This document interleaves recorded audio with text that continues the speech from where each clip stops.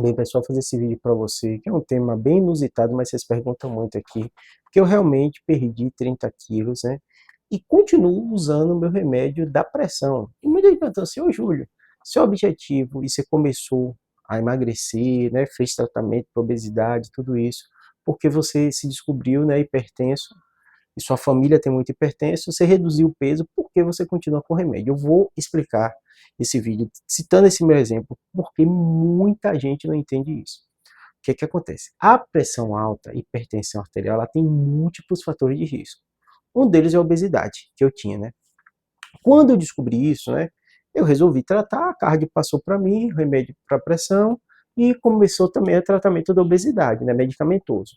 Neste momento, eu sabia que reduzindo esse fator de risco da obesidade, havia uma chance grande de controlar a pressão.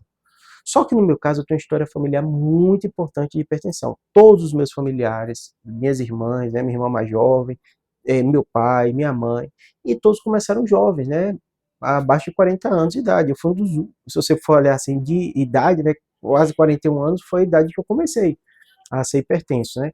E aí o que acontece? Neste momento, a cardio ela analisa como está minha pressão, que está super controlada, né, eu estou tomando a medicação ainda e ela optou, dentro do meu contexto, de manter o uso da medicação.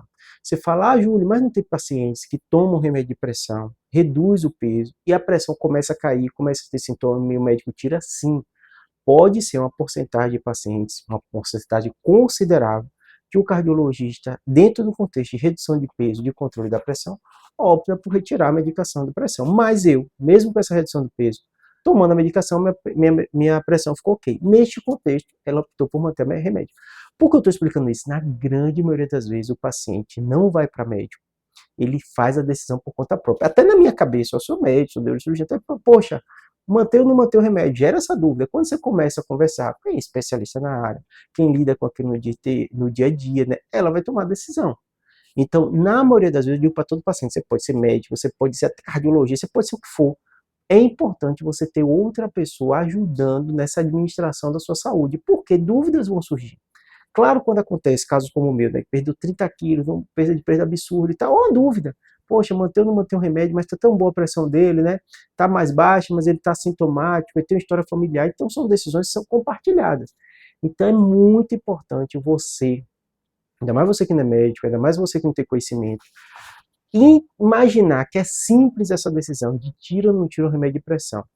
O remédio de pressão, você está tratando uma doença assintomática e tratando uma doença que, cronicamente, caso ela não for tratada de forma adequada, vai aumentar muito a incidência de infarto, aumentar muito a incidência de AVC.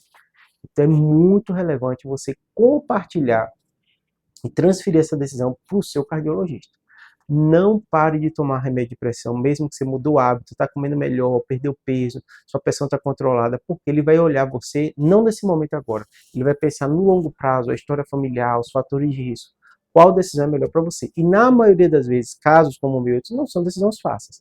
Por isso que você vai ter que terceirizar, conversar junto e decidir. No meu caso, foi optado por manter o remédio de pressão, e eu vou continuar tomando, tá bom? Espero que tenha ajudado.